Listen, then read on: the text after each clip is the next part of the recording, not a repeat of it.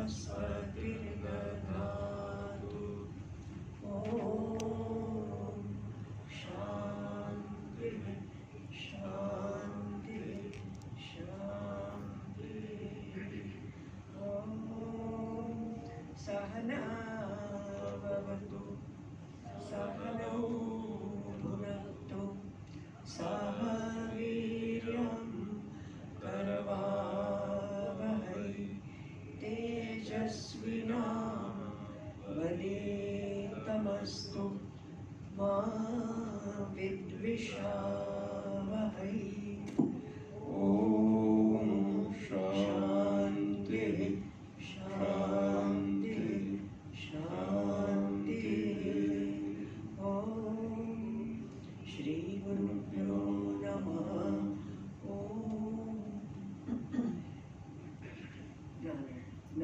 नारायण। ब्रह्मश्री मला श्लोक 96। मुष्टे बद्धयमस्यापि मृत्युमुष्टे गतस्य च सर्वावस्थासु निर्विघ्नं स्याम्ये ब्रह्मास्मि चिन्तनं प्राणापाय विषादो न प्राणलाभेन हर्षणं विषादहर्षहीनं यत् समं ब्रह्मास्मि हर्षणं न पीडयन्ति रोगामं न चाकर्षन्ति वासनः बाधन्ते नैव कर्माणि स्वस्थं ब्रह्मास्मि नीरुजम् अपथ्यं पथ्यमावाति घोरं सौम्यं कटुप्रियम् अनुकूलं यथार्थं च सौम्यं ब्रह्मास्मि सर्वतः समाधौ ब्रह्म संसुप्तौ व्युत्थाने ब्रह्म जागरे निधने ब्रह्म निर्वाणे सदा ब्रह्मास्मि सर्वदा सदा ब्रह्मास्मि सर्वदा। ओम नारायण नारायण नारायण।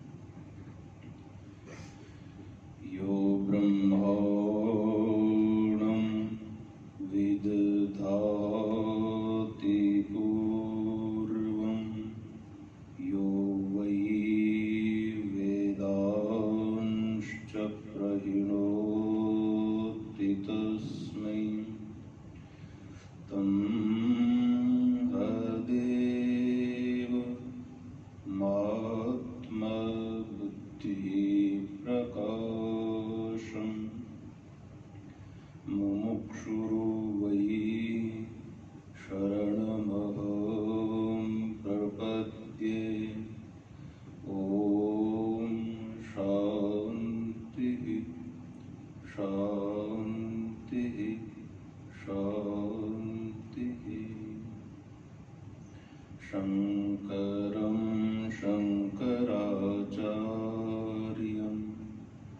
केशवं बादरायणं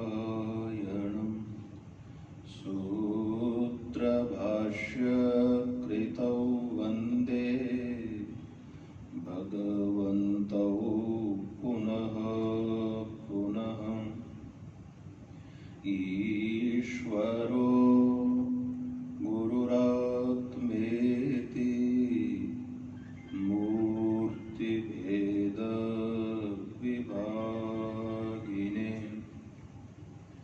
व्योमवद् व्याप्तदेहाय दक्षिणामूर्तये नमः। ॐ शान्ति शान्ति शान्ति। हरे राम राम राम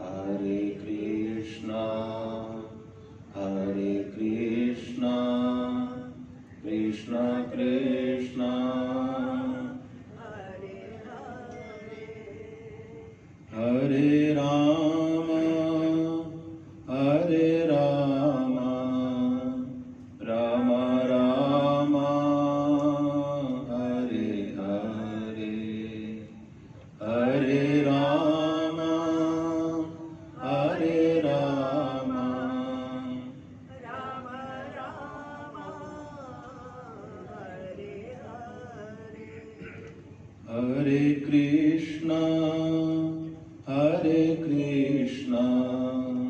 कृष्णा कृष्णा हरे हरे हरे कृष्णा कृष्णा कृष्णा हरे हरे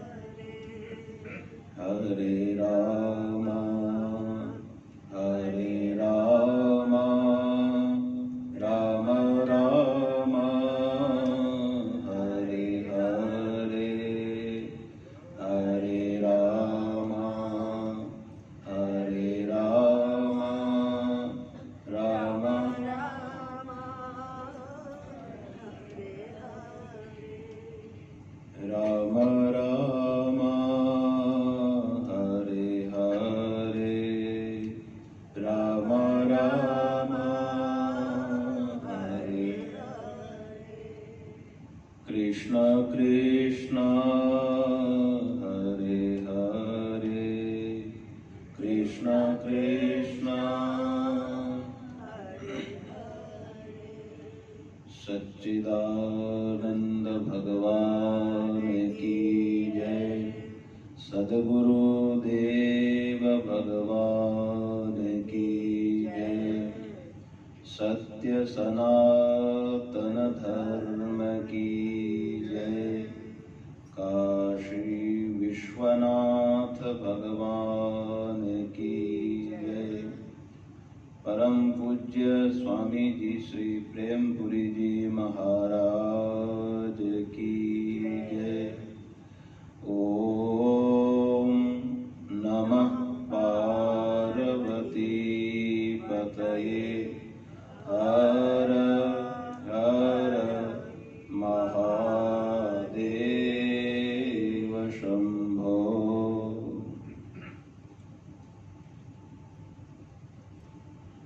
स्वामी श्री प्रेमपुरी जी आश्रम ट्रस्ट द्वारा समायोजित दैनिक सत्संग प्रवचन कार्यक्रम के अंतर्गत हम लोग पुष्पदंताचार्य विरचित शिव महिम्न स्तोत्र का विचार कर रहे हैं। तृतीय श्लोक का हम लोगों ने विचार किया।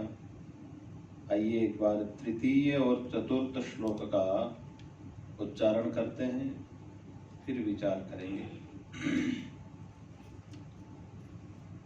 मधुस्पीता वाचः परममृतं निर्मितवत स्तव ब्रह्मन् किं वा गपिसुरगुरोर्विस्मयपदम् मम त्वेतां वाणीं गुणकथन पुण्येन भवत पुनामीत्यर्थेऽस्मिन् पुरमथन बुद्धिर्व्यवसिता तवैश्वर्यं यत् जगदुदय रक्षा प्रलयकृत् त्रयी वस्तु व्यस्तं तिसृषु गुणभिन्नासु तनुषु अभव्यानामस्मिन् वरदरमणीयामरमणीं विहन्तुं व्याक्रोशीं विदधत इहैके जडधियः। तृतीय श्लोक का विचार चल रहा था। मधुस्फीता वाचः परमम् अमृतम निर्मितवतः। विचार ये हुआ कि महादेव जी की स्तुति करके हम क्या करना चाहते हैं, उनको आकर्षित करना चाहते हैं अपनी ओर। जैसे संसार में होता है, संसार में हम स्तुति करते हैं, किसी की प्रशंसा करते हैं, तो क्या सोचकर प्रशंसा करते हैं कि सामने वाला प्रसन्न हो जाएगा, खुश हो जाएगा। तो सामने वाले को प्रसन्न करने के लिए हम उसकी स्तुति करते हैं, प्रशंसा करते हैं। तो क्या महादेव जी की स्तुति भी इसीलिए कर रहे हैं कि महादेव जी खुश हो जाए, प्रसन्न हो जाए? तो इसके लिए कहा कि महादेव जी तो पहले से ही प्रसन्न है। खुश तो उसको किया जाता है कि जो अप्रसन्न है और हमारी प्रशंसा करने से वो प्रसन्न हो जाए। और रही बात महादेव जी को प्रसन्न करने की, तो कहा वेदवाणी भी आश्चर्यचकित होकर के उनका कथन करती है। और सूर गुरु हो, जो देवताओं के गुरु है बृहस्पति जी महाराज, उनकी वाणी भी महादेव जी को आश्चर्य में नहीं डाल सकती है। माने वो कितनी भी महिमा करे, जो देवताओं के गुरु है बृहस्पति जी, उनकी वाणी भी जब चमत्कृत नहीं कर सकती है, तो क्या हम जैसे साधारण लोगों की वाणी महादेव जी को चमत्कृत कर देगी? का नहीं कर सकती है। तो फिर क्यों स्तुति करें जब महादेव जी को आकर्षित कर ही नहीं सकते हैं हम? तो फिर क्यों करें स्तुति? अब महादेव जी को कौन चमत्कृत कर सकता है? हम तो अपने लिए स्तुति कर सकते हैं। ये बहुत अच्छा पॉइंट है, बड़ी अच्छी बात लगी इनकी, पुष्पदंताचार्य महाराज की, कि हम भगवान की स्तुति करते हैं, भगवान की पूजा करते हैं, भगवान को भोग लगाते हैं, भगवान के लिए नहीं, अपनी प्रसन्नता के लिए। हमारे चित्त को प्रसन्नता मिलती है, इसलिए हम ये कार्य कर रहे हैं, इसलिए हम भगवान की स्तुति कर रहे हैं। मधुस्फीता वाचः परमम् अमृतम निर्मितवतः। हे ब्रह्मन, हे महादेव, ब्रह्म स्वरूप महादेव, मधुस्फीता, आपकी वाणी मधु से भी मीठी है, शहद से भी मीठी वाणी है। इसी के विशेषण हैं वाचः अमृतम परमम। ये तीन विशेषण है इसी के। आपकी जो मधुर वाणी है कैसी है? परम अमृत स्वरूप वाणी है। संपूर्ण वेद वाणी अमृत है, और उसमें भी यदि उपनिषद का आश्रय मिल जाए तो परम अमृत हो जाती है वही वाणी। और भगवान की वाणी तो वैसे भी मधुर ही होती है। और वाणी का बड़ा महत्व होता हमारे जीवन में। मुझे अखंडानंद जी महाराज की पुस्तक में पढ़ा था मैंने, उन्होंने एक दृष्टांत दिया था कि लोग सत्य तो बोलते हैं, पर सत्य बोल करके भी व्यवहार बिगाड़ देते हैं। जो सत्यम ब्रूयात प्रियम ब्रूयात मां ब्रूयात सत्यम प्रियम। सत्य बोलना चाहिए और प्रिय सत्य बोलना चाहिए, अप्रिय सत्य कभी नहीं बोलना चाहिए। बड़ा अच्छा उदाहरण दिया उन्होंने कि कोई बहुत बड़े नगर सेठ थे, उसके साथ साथ सेठ तो थे ही, वहां के सम्मानित व्यक्ति भी थे। नगर में कोई भी कार्य होता तो उनके परामर्श के बिना संभव नहीं था। एक दिन किसी विशेष कार्यक्रम हेतु उनके आवास पर बहुत बड़ी सभा हो रही थी, मीटिंग हो रही थी। तो कोई विशेष प्रसंग चल रहा था, गंभीर विषय था, सेठ जी की अध्यक्षता थी।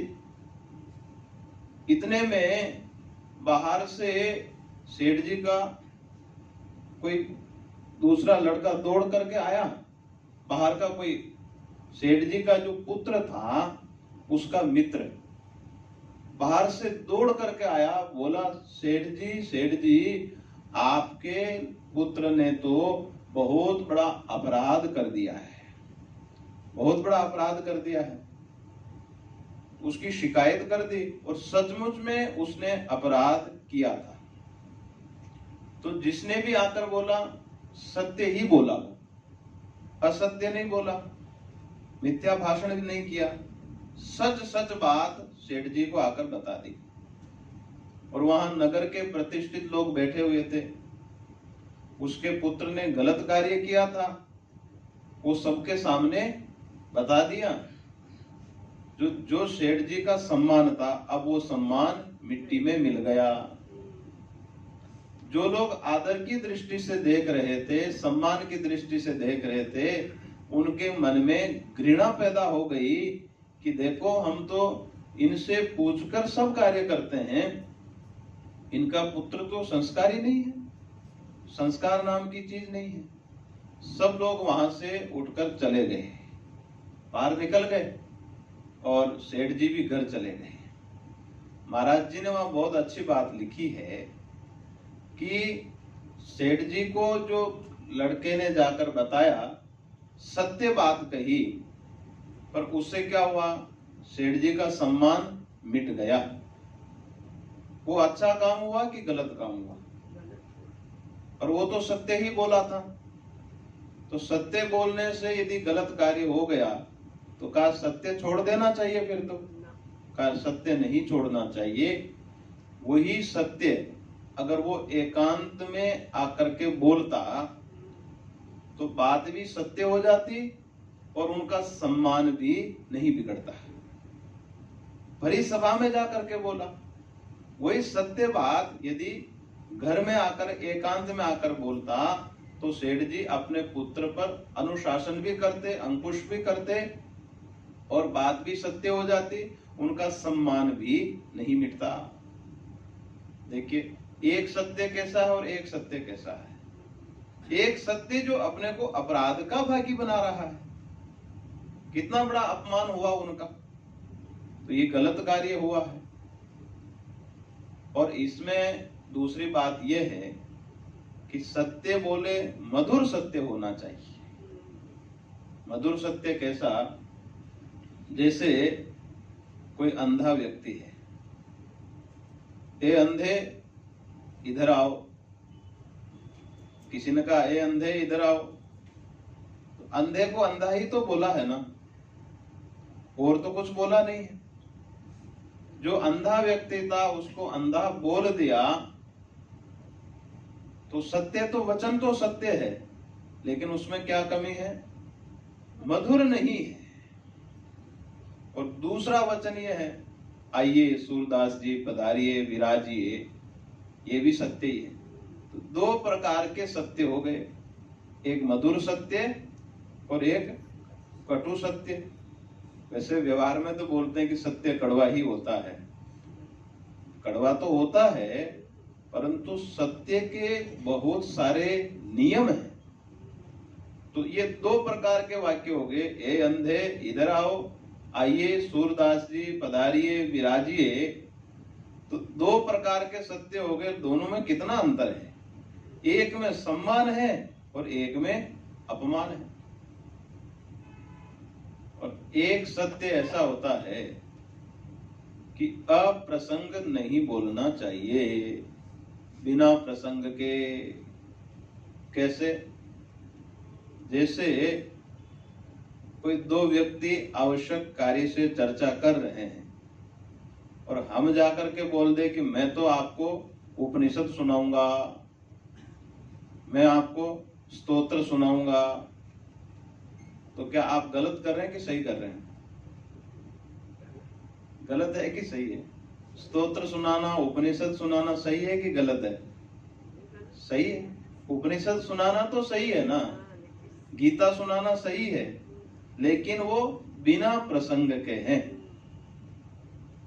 जैसे कोई व्यापारी दुकान पर गया हुआ है, बिजनेस है तो गया हुआ है, तो वहां जाकर के हम पहुंच जाए कि बैठो मैं तुमको गीता सुनाऊंगा, उपनिषद का स्वाध्याय करवाऊंगा, तो क्या सोचेगा मन में, ये विपत्ति कहां से आ गई, यही सोचेगा, क्योंकि उस समय प्रसंग दूसरा है। तो हर चीज हर जगह शोभा नहीं पाती। जैसे इस समय हम सत्संग चर्चा कर रहे हैं तो यहाँ सत्संग से ही शोभा है, लेकिन बिना प्रसंग के अगर हम कहेंगे हम गीता सुनाएंगे तो वहां सामने से क्या प्रतिक्रिया मिलेगी? वहां सामने से यही कहेगा कि महाराज अभी तो क्षमा करो, अभी माफ कर दो, हमें गीता बाद में सुनाना, हमको अपना कार्य करने दो, यही कहेंगे। तो अगर कोई आकर बोले कि मैंने गलत क्या किया है, मैं तो गीता ही सुनाने गया था, उपनिषद सुनाने गया था, वेद के मंत्र सुनाने गया था, फिर भी नहीं सुने उन्होंने, मैं तो बड़ा भक्त समझ रहा था उनको। अरे वो भक्त ही है, धर्मात्मा ही है, उनकी गलती नहीं है, जो सुनाने गया है उनकी गलती है। क्या गलती हुई? का उपनिषद सुनाना भी गलत है क्या? का गलत नहीं है, सही है, पर बिना प्रसंग के नहीं सुनाना चाहिए।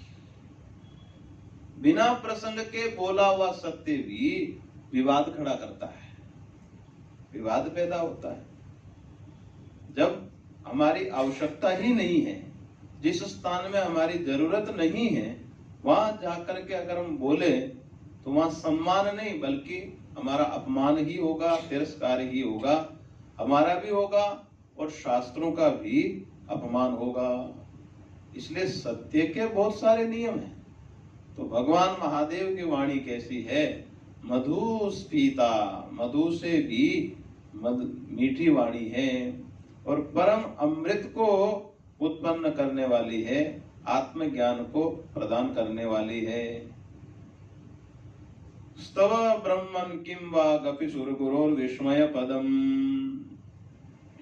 तो आपकी जो मधुर वाणी है, आपने वेद का निर्माण किया है, तो आपको क्या देव गुरु बृहस्पति की वाणी भी विस्मय पदम, आश्चर्य में डाल सकती है, अर्थात वो आश्चर्य में नहीं डाल सकती है। मम त्वेतां वाणीं गुणकथन पुण्येन भवतः पुनामीत्यर्थेऽस्मिन् पुरमथन बुद्धिर्व्यवसिता। हे पुरमथन, हे त्रिपुरांतक त्रिपुरनाशक, भवतः गुणकथन पुण्येन, आपके गुण कथन अर्थात महिमा कथन, महिमा कीर्तन से जो उत्पन्न पुण्य है, आपकी महिमा गाने से जो पुण्य उत्पन्न हुआ है, उससे एताम वाणीम पुनामी, मैं इस वाणी को पवित्र कर रहा हूं। किससे? आपका गुण कथन किया, उससे पुण्य उत्पन्न हुआ, उस पुण्य प्रभाव से मैं अपनी वाणी को पवित्र कर रहा हूं। इति अस्मिन् अर्थे मम बुद्धि व्यवसिता, इसलिए अस्मिन् अर्थे, कस्मिन् अर्थे, गुण कथन रूपी जो आपका पुण्य प्रभाव है, गुण कथन से जो मुझे पुण्य प्राप्त होता है, इसलिए मम बुद्धि व्यवसिता, मेरी बुद्धि आपके गुण कथन में तत्पर होकर के लगी रहती है। स्पष्ट हो गया? अब विचार करना है, पुरमथन शब्द आया है, त्रिपुरासुर का नाश करने वाले हैं भगवान, इसलिए भगवान महादेव का नाम हो गया पुरमथन। त्रिपुरासुर जो दैत्य था वो बड़ा वैज्ञानिक था, उसने 3 नगर बनाए, एक लोहे का, एक चांदी का और एक सोने का नगर। और वो इतना प्रभावशाली था, शक्तिशाली था कि वो जो 3 नगर बनाए हुए थे, उन्हीं नगरों में निवास करता था। जब कभी आवश्यकता पड़ती, स्वर्ग लोक में जाता, लूट मचा करके वापस अपने लोक में आ जाता, कभी मृत्यु लोक में आता, पृथ्वी लोक में आता, यहाँ लूट पाट करता, अपने क्षेत्र में वापस पहुंच जाता। तो त्रिपुरासुर के आतंक से देवता मनुष्य सभी जब त्रस्त हो गए तो सब भगवान महादेव के पास में पहुंचे और भगवान महादेव ने देवता और मनुष्य की प्रार्थना पर उस त्रिपुरासुर का नाश किया, त्रिपुर नामक दैत्य का नाश किया। इसलिए भगवान महादेव का नाम हो गया पुरमथन, यानी त्रिपुरासुर नाम के दैत्य का भगवान नाश करने वाले हैं, इसलिए उनका नाम पुरमथन पड़ गया। इसी प्रसंग में एक कथा आती है कि जब त्रिपुरासुर दैत्य का नाश कर दिया तो उस समय भगवान महादेव जीवों की चिंता कर रहे थे। जीव कितने दुखी है, जब जब भी संकट आता है तो भगवान को पुकारते रहते हैं। देवता हो, असुर हो, चाहे मनुष्य हो, जब कभी संकट आता तो आखिर भगवान महादेव के पास ही जाते हैं। तो महादेव जीवों के दुख को देख करके दुखी हुए और उनकी आंखों से अश्रुधारा प्रवाहित होने लगी। जो अश्रुधारा प्रवाहित हुई, जो आंसू नीचे गिरे, वो मूर्तिमान हो गए, वो रुद्राक्ष बन गए। उन्होंने कहा कि भगवान हमें किस लिए पैदा किया? मूर्तिमान होकर के बोले, हमको किस लिए उत्पन्न किया आपने? तो भगवान महादेव ने कहा कि जाओ, जीवों के कल्याण के लिए तुम धरती में रुद्राक्ष वृक्ष बन जाओ। तो वही जो भगवान के आंखों से अश्रुधारा प्रवाहित हुई, वही अश्रु मूर्तिमान होकर के जब तपस्या करने लगे, महादेव को पुकारने लगे, तो उस समय महादेव ने कहा कि जीवों के कल्याण के लिए, जीवों को शांति प्रदान करने के लिए तुम मेरा ही रूप हो, मृत्यु लोक में चले जाओ, रुद्राक्ष वृक्ष बन जाओ। जो कोई इस रुद्राक्ष को धारण करेगा उसका कल्याण होगा। तो रुद्राक्ष जो है साक्षात शिव स्वरूप ही है। जो रुद्राक्ष को धारण करता माने महादेव जी को ही गले में धारण करता है। लोग पूछते कि महाराज इसको धारण करने से क्या होता है? आप जो ये वस्त्र पहनते हो इससे क्या होता है? मन से सही होना चाहिए, मन साफ होना चाहिए। तो हमने यही कहा कि भाई देखो कि ये जो वस्त्र है ये हमारा कंट्रोलर है, कंट्रोलर हमको अंकुश में रखता है, अनुशासन में रखता है।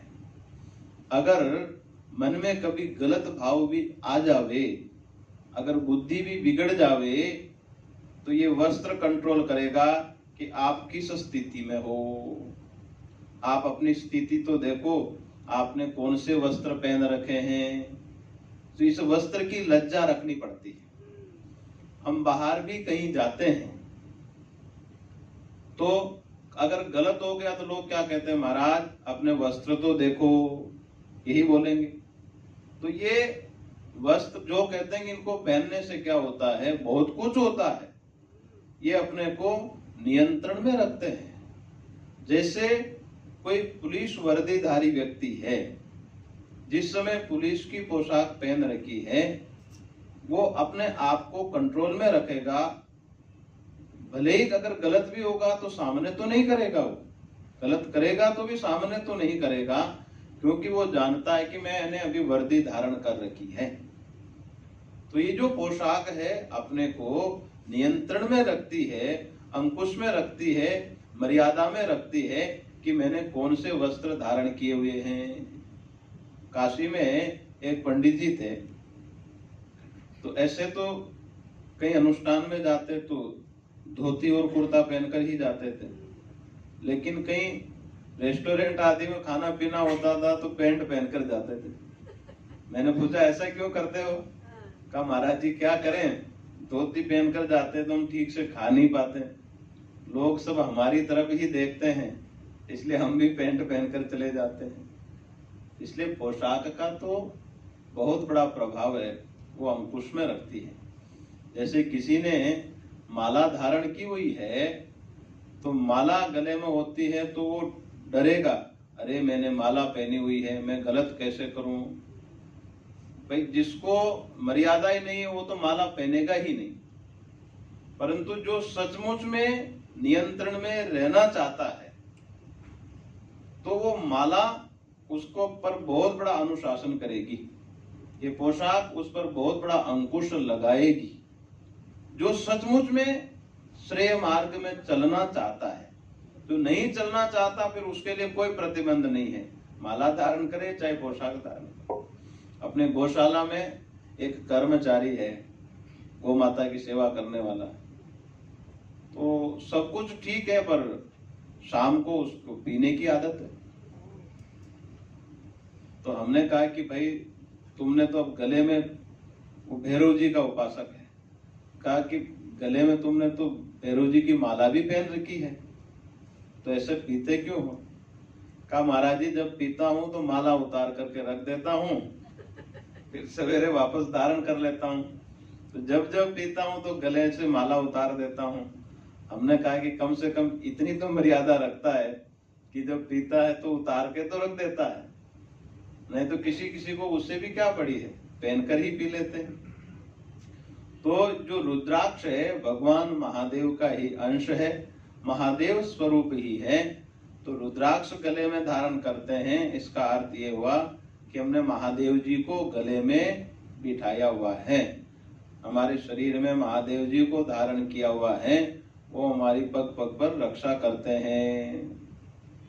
और त्रिपुर का एक अन्य अर्थ लीजिए, तीन पुर मानी ये तीन शरीर, स्थूल शरीर, सूक्ष्म शरीर और कारण शरीर, ये तीन नगर हो गए। इन तीनों नगरों में कौन रहता है? ये जीव रहता है। ये भी असुर से कम नहीं है, ये जीव रहता है तीनों नगरों में और विचरण करता रहता है। जागृत में अलग, स्वप्न में अलग, सुषुप्ति में अलग, और इसके अलग अलग नाम भी है। स्वप्नाभिमानी अलग, स्थूल शरीर अभिमानी अलग, कारण शरीर अभिमानी अलग। तो भगवान महादेव क्या करते हैं, जो जीव इन तीनों शरीरों से बाहर नहीं निकल पाता है, इन तीनों शरीरों में ही ये जीव विचरण करता रहता है। भगवान महादेव क्या करते हैं, इन तीनों का बाध कर देते हैं, नाश नहीं करते हैं, बाध कर देते हैं। ध्यान देना, बाध करने में और नाश करने में अंतर है। जैसे रज्जु में सर्प देखा आपने और ज्ञान हो गया कि इयम रज्जु, तो सर्प का नाश हुआ कि बाध हुआ है? सर्प का बाध हुआ है। नाश तो यदि सत्य वस्तु है तो ही नाश होगा, और बाध किसका है? जो विद्यमान नहीं है, भ्रांति से दिख रही है, उसका नाश नहीं होता, उसका बाध होता है। तो भगवान महादेव क्या करते हैं, वो तीनों पुरों का नाश करते हैं। नाश का अर्थ है यहाँ पर बाध, तीनों पुरों का बाध कर देते हैं। इसलिए भगवान पुरमतन है। और सचमुच में जब हम इन तीनों नगरों से, तीनों शरीरों से ऊपर उठ जाते हैं तो उस समय आनंद ही आनंद रहता है। नींद में क्यों आनंद मिलता है? क्योंकि बाहर आनंद कम रहता है और नींद में ज्यादा आनंद रहता है। क्यों नींद में ज्यादा आनंद रहता है? क्योंकि नींद में ये जो सूक्ष्म शरीर है, इंद्रियां आदि, ये भी नहीं रहती है और सारे रिश्ते नाते सब समाप्त हो जाते हैं। न शत्रु रहता है, न कोई मित्र रहता है उसमें, न कोई परिवार, न कोई मकान रहता है नींद में। तो नींद में जो आनंद मिलता है, तो एक फुटपाथ पर सोया हुआ व्यक्ति है और एक 7 स्टार होटल में सोया हुआ व्यक्ति है, दोनों का आनंद बराबर होगा कि अलग अलग होगा? बराबर होगा, दोनों का ही आनंद। नींद आने के बाद फिर आनंद अलग अलग थोड़ा ही होता है। जो एक व्यक्ति 7 स्टार होटल में सोया हुआ है, एक व्यक्ति फुटपाथ पर सोया हुआ है, और यदि नींद लग गई तो नींद आने के बाद फिर आनंद बराबर ही रहेगा, अलग अलग आनंद नहीं आएगा। क्यों, ऐसा क्यों है? एक तो 7 स्टार होटल में सोया हुआ है, एक बेचारा फुटपाथ पर सोया हुआ, उसके बिछाने के लिए चटाई तक भी नहीं है, हाथ ही जिसके तकिया का काम कर रहे हैं, और कुछ भी नहीं है, केवल एक पेड़ के नीचे सोया हुआ है। फिर भी जब गहरी नींद लग जाती है तो उसको भी इतना ही आनंद मिलता है जितना 7 स्टार होटल वाले को मिल रहा है। तो बताइए, नींद में जो उसे आनंद आया, वो आनंद किसने दिया? अपना आनंद है वो। यदि सचमुच में बाह्य सुविधा का आनंद होता तो फिर फुटपाथ वाले को नींद में आनंद क्यों मिलता? इसका अर्थ ये हुआ कि वो अपना आनंद था। क्यों उस समय इतना आनंद मिला? इसलिए कि हम शरीर से अलग हो गए, इसलिए आनंद मिला। नींद में बाह्य कोई भान नहीं रहता है, हम इस दुनिया से अलग हो जाते हैं, इसलिए वो आनंद प्रकट हो जाता है। तो फिर महाराज, नींद में फिर आत्मानंद अनुभूति यदि होती है तो फिर कल्याण क्यों नहीं होता है? का उसमें अज्ञान रहता है, अविद्या रहती है। फिर एक प्रश्न हुआ कि नींद में भी आनंद मिल रहा है और समाधि में भी आनंद मिलता है, तो नींद के आनंद में और समाधि के आनंद में क्या अंतर है? आनंद तो बराबर ही है। तो समाधि में भी आनंद है और नींद में भी आनंद है, तो दोनों में क्या अंतर है? एक में तो तमोगुणी वृत्ति है और एक में सत्वगुणी वृत्ति है, इतना ही अंतर है ना। सुषुप्ति में तमोगुण है और समाधि में सत्वगुण है। आनंद की कैटेगरी तो एक जैसी ही है, आनंद तो बराबर सा ही है। जैसे समाधि सुख है वैसे ही नींद का सुख है, परंतु नींद में तमोगुण है और समाधि में सत्वगुण है। बल्कि समाधि में यदि तमोगुण बढ़ जाए तो हमें प्रयास करना चाहिए कि उसकी वृद्धि ना हो। अधिकतर ऐसा होता है कि हम जो समाधि लगाते हैं वो निद्रा समाधि पहले लगती है, दूसरी समाधि तो नहीं लगती है, निद्रा समाधि जरूर लग जाती है। एक हम काशी में पढ़ते थे, कोई विद्यार्थी ऐसे ध्यान अभ्यास करते थे, बैठे बैठे बैठे उसको नींद लग जाती थी। जब घंटे 1.5 घंटे बाद में वो समाधि से उठता तो बोलता कि महाराज जी आज तो बड़ा अच्छा ध्यान लगा, आज तो समाधि लग गई। सचमुच में वो समाधि नहीं थी, बैठे बैठे बैठे नींद लग गई, तो मन तो एकाग्र हो गया, चित्त बिल्कुल शांत हो गया, परंतु वो जो चित्त शांत हुआ है वो सत्वगुण से शांत नहीं हुआ है, वो तमोगुण से शांत हुआ है। तो नींद लगी तो उसमें भी बिल्कुल समाधि जैसा ही सुख था, तो वो क्या कि मिक्स हो जाता है। ध्यान लगा रहा था, ध्यान लगाते लगाते नींद लग गई, तो जब वो नींद से जगेगा तो उसे बड़ी सुखद अनुभूति होगी, अच्छा अनुभव होगा। पर वो जो सुख था वो तमोगुण मिश्रित सुख था। इसलिए ऐसा कहा है कि समाधि में बल्कि तमोगुण की वृद्धि यदि होती है तो तमोगुण को हटाना चाहिए, सत्वगुण की वृद्धि उस समय होनी चाहिए। तो कहने का अर्थ ये है कि समाधि में भी जो सुख मिल रहा है, नींद में भी जो सुख मिल रहा है, आखिर वो सुख कहां से पैदा हुआ? कोई खान खुदी हुई है? कहां से वो सुख आया? का वो सुख अपना ही है, अपने भीतर का ही आनंद है और कहीं से वो आनंद नहीं आया। तो कहा महाराज आनंद तो हमको दुनिया में दिखता है।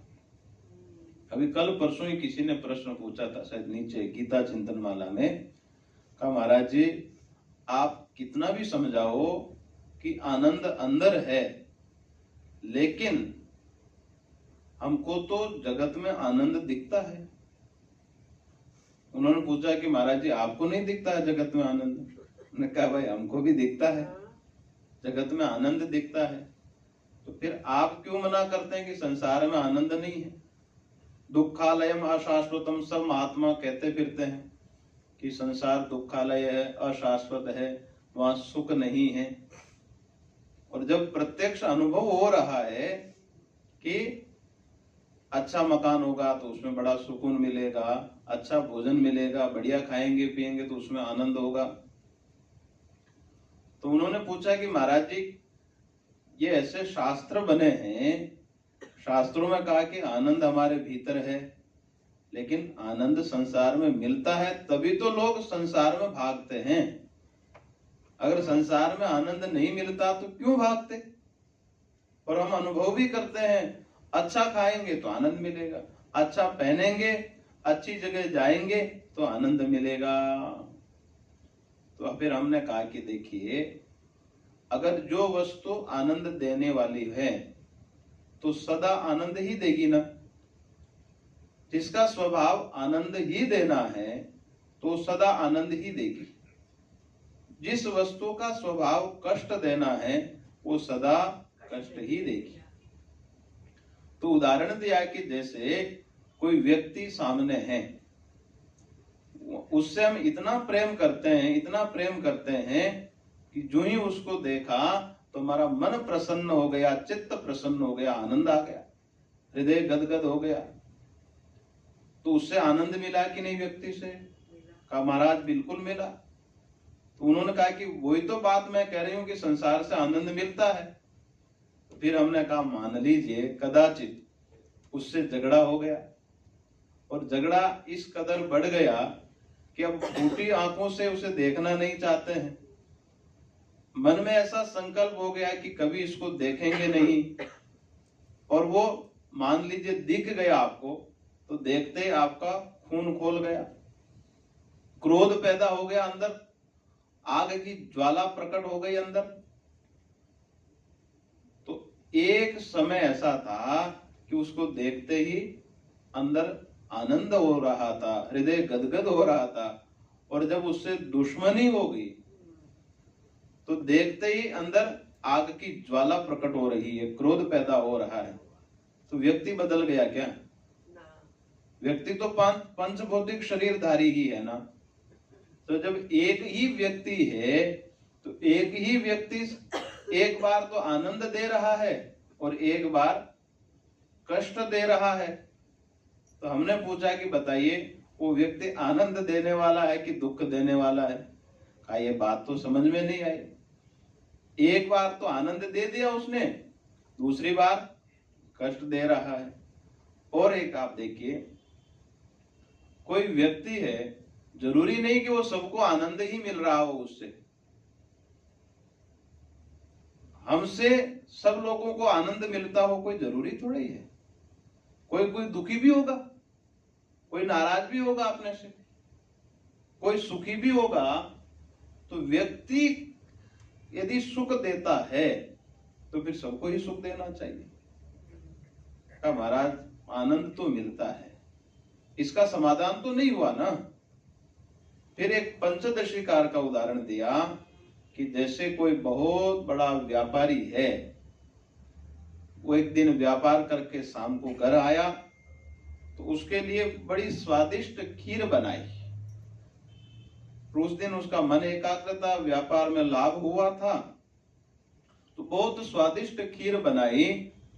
तो उस दिन मन भी एकाग्र था, शांत था। जब उस खीर का सेवन किया तो इतनी मधुर लगी, इतनी स्वादिष्ट लगी, उसने कहा कि इतनी स्वादिष्ट खीर आज तक मैंने नहीं खाई। आज सचमुच में बहुत आनंद आया उसमें। फिर घर वालों ने सोचा कि इनको खीर प्रिय है, अच्छी लगती है, तो महीने 15 दिन बाद में फिर खीर बनाई घर वालों ने, और उस दिन क्या हुआ कि उसे व्यापार में घाटा लग गया, नुकसान हो गया। उस दिन शाम को घर आया, घर वालों को मालूम नहीं था, बड़ी प्रसन्नता से खीर बनाई, जो पहले बनाई थी उससे भी 21 थी और ज्यादा स्वादिष्ट खीर बनाई। उस दिन उसने खीर का सेवन किया, पूरा भोजन कर लिया, हाथ धो लिए। जब बैठे तो घर वालों ने पूछा कि खीर कैसी लगी। उसने कहा कि खीर बनाई थी क्या, मुझे तो पता ही नहीं है। खीर बनी थी, मुझे ये भी नहीं पता। अरे आपने अभी खीर खाई है? कहा मुझे पता नहीं, आज मैंने क्या खाया क्या नहीं खाया मुझे कुछ भी पता नहीं है। आपको पता ही नहीं है? पूरा दिन हो गया, हमने तो आपके लिए मेहनत करके खीर बनाई है। तो जिस व्यक्ति को यही नहीं मालूम है कि खीर बनी भी है, तो बताइए क्या स्वाद है वो बता पाएगा? तो आज उसको खीर से आनंद मिला क्या? नहीं मिला। तो एक दिन तो उसे आनंद मिला और आज आनंद नहीं मिला। क्या कारण है भाई? सचमुच में पदार्थ से यदि आनंद मिलता तो आज भी मिलना चाहिए था। बहुत बार ऐसा होता है कि मान लीजिए हमको ट्रेन पकड़नी है, ट्रेन छूट रही है, कोई जल्दी जल्दी ला करके हमको अपनी प्रिय वस्तु प्रदान कर दे खाने की, तो हम जाते जाते ऐसे मुख में डाल देते हैं, पर स्वाद का पता लगता है क्या? स्वाद का पता नहीं लगता है। फिर भी एक प्रश्न तो यथावत रह गया ना कि कभी तो आनंद मिलता है और कभी नहीं मिलता है। ये बात तो स्पष्ट हो गई, पर वो आनंद मिलता क्यों है यदि जगत में आनंद है ही नहीं है? तो वो इसलिए मिलता है, पंचदशीकार कहते हैं कि देखो, जिस वस्तु से हम प्रेम करते हैं, जो वस्तु हमें अच्छी लगती है, उस समय क्या होता है कि वो वस्तु मिल जाने के बाद हमारा चित्त एकाग्र हो जाता है। जब चित्त एकाग्र हो जाता है तो हमें आनंद मिलता है। वस्तुतः वो पदार्थ का आनंद नहीं है। जब भीतर से हमारा चित्त एकाग्र हुआ तो वो भीतर से ही आनंद प्रकट हुआ है। वो स्वात्मानंद ही है, अपना आत्मा का ही आनंद है। तो वो कब प्रकट हुआ? जब जब चित्त एकाग्र हुआ तब। एक छोटे बालक को खिलौना मिल जाता है, उसके सामने आप पैसे की बरसात कर दो, वो खुश नहीं होगा। खिलौना पकड़ा दो, एक छोटा बालक प्रसन्न हो जाएगा। तो उसको आनंद किससे मिल रहा है? खिलौने से। तो आखिर खिलौने से आनंद क्यों मिला? खिलौने में आनंद है क्या? कहा खिलौने में आनंद नहीं है, वो खिलौने से प्रेम कर रहा है। खिलौने से प्रेम करता है तो उस समय क्या होता है कि उसकी अन्य जगह से वृत्तियां हट जाती है। उसकी वृत्ति एक जगह स्थिर हो जाती है, भले ही वो खिलौने में हुई हो, लेकिन एक जगह उसकी वृत्ति स्थिर हो गई तो आनंद प्रकट हो गया। और वही बालक यदि उसकी वृत्ति स्थिर नहीं है, चिल्ला रहा है और उसका मूड ठीक नहीं है बच्चे का, तो खिलौना पकड़ा दो तो भी वो प्रसन्न नहीं होगा।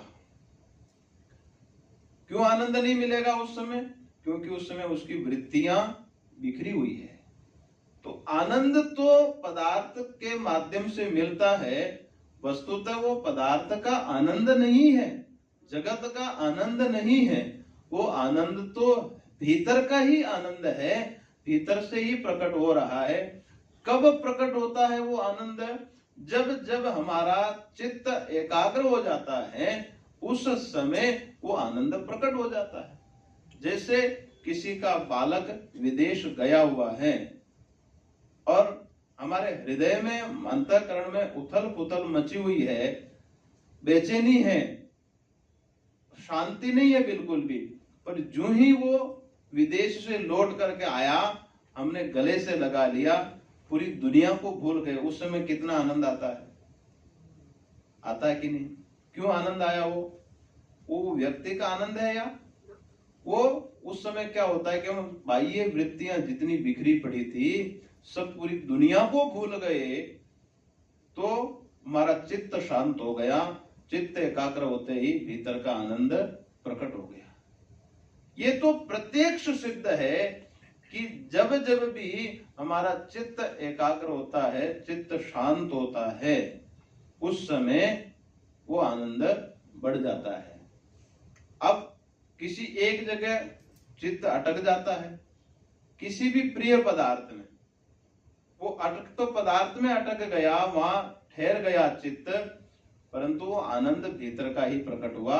और यदि वृत्तियां बिखरी हुई रहती है, जितनी ज्यादा वृत्तियां बिखरेगी उतना ही आनंद प्रकट नहीं होगा। जैसे डिप्रेशन वाला व्यक्ति, उसे आनंद क्यों नहीं मिलता है, वो क्यों मरना चाहता है? इसलिए कि उसका चित्त की वृत्तियां बिखरी हुई है, उसका विचार स्थिर नहीं है, वो कुछ ना कुछ सोचता रहता है, इसलिए उसका मन शांत नहीं। और वही डिप्रेशन वाला व्यक्ति जब सो जाएगा तो आनंद मिलेगा कि नहीं? का मिलेगा। उस समय वृत्तियां शांत हो जाती है। तो सारा खेल मन का खेल है। मन जिसका शांत होगा ना, वो किसी भी माध्यम से हो, किसी भी उपाय से हो, मन शांत होगा तो आनंद भीतर से ही प्रकट होगा। पर समस्या ये है कि यदि बाह्य जगत से मन स्थिर हो रहा है तो उसके प्रति आसक्ति हो जाएगी। आसक्ति होते ही वो जब पदार्थ नहीं मिलेगा तो उसके लिए वो चंचलता का कारण बन जाएगा पदार्थ, अशांति का कारण वो पदार्थ बन जाएगा। तो इसलिए कह रहे हैं कि जितना हम शरीर से ऊपर उठते हैं, आनंद उतना ही बढ़ेगा। जैसे हम बैठे हुए हैं, दूसरी बात में लग गए, हमें शरीर का भान नहीं रहा, तो शरीर के दर्द का भी पता नहीं लगा। और शरीर पर ध्यान जाते ही शरीर में कोई ना कोई दर्द पैदा हो गया। तो जितना जितना शरीर से ऊपर उठेंगे उतना ही आनंद प्रकट होगा। और वो आनंद कौन है? का वही महादेव स्वरूप ही तो आनंद है। तो जब तीनों पुरों का महादेव बाध कर देते हैं तो उस समय भगवान महादेव तुरीय स्थिति में रहते हैं और हम भी तुरीय स्थिति में पहुंच जाते हैं। का जब तीनों अवस्थाएं ही नहीं रहेगी, तीनों पुरों का बाध कर देंगे तो हम कहाँ जाएंगे? का हम भी तुरीय स्थिति में पहुंच जाएंगे, चतुर्थ स्थिति में पहुंच जाएंगे, हम भी महादेव स्वरूप बन जाएंगे। और आपकी जो ये मधुर वाणी है, वेद वाणी, कल विचार किया था कि सचमुच में इतनी मधुर है, इतनी मधुर है। कहीं वेद पाठ हो रहा हो तो श्रवण मात्र से ही इतना पुण्य मिलता है। वेद पाठ करने वाले को तो कितना मिलेगा, लेकिन जो श्रवण करने वाला है उसको भी महान पुण्य होगा। इसलिए वेद पाठ जरूर सुनना चाहिए और जरूर वेद पाठ करवाना चाहिए। श्रवण का ही महत्व है। आखिर वो वेद वाणी है, भगवान के निश्वास मात्र से प्रकट वेद वाणी है। हमको तो बड़ा अच्छा लगता है जब छोटे छोटे बटुक बालक, ब्राह्मण बालक एक स्वर में जब 50-100 बालक पाठ करते हैं तो ऐसा लगता है कि जैसे धरती में ही स्वर्ग उतर आया हो। एक स्वर से जब वेद पाठ होता हो, क्योंकि वो भगवान की वाणी है, साक्षात भगवान की वाणी हमारे कर्णों में जा रही है, हमारे कानों में जा रही है। तो इसलिए आपकी वेद वाणी तो अमृत है। और भी यदि तुरीय रूप में पहुंच गए तो वो परम अमृत को प्रदान करने वाली आपकी वेद वाणी है। तो अब इस श्लोक से ये निश्चित हो गया कि हे भगवान, हम भी आपकी स्तुति कर सकते हैं। ब्रह्मादि देवता आपकी स्तुति नहीं कर सकते, हम भी स्तुति नहीं कर सकते, तो क्या हुआ? हम जितना जानते हैं उतनी ही स्तुति करेंगे। जितना हमारा सामर्थ्य होगा, जितनी हमारी योग्यता होगी, अपनी योग्यता के अनुरूप ही स्तुति करेंगे। क्योंकि हमको सर्टिफिकेट मिल गया है, तो इसलिए पुष्पदंताचार्य महाराज कह रहे हैं कि हम निरअभिमानी होकर के, निरहंकार होकर के भगवान महादेव की स्तुति प्रारंभ करते हैं। अब चतुर्थ श्लोक से भगवान महादेव की स्तुति प्रारंभ करेंगे, उसका विचार कल करेंगे। ओम शांति शांति।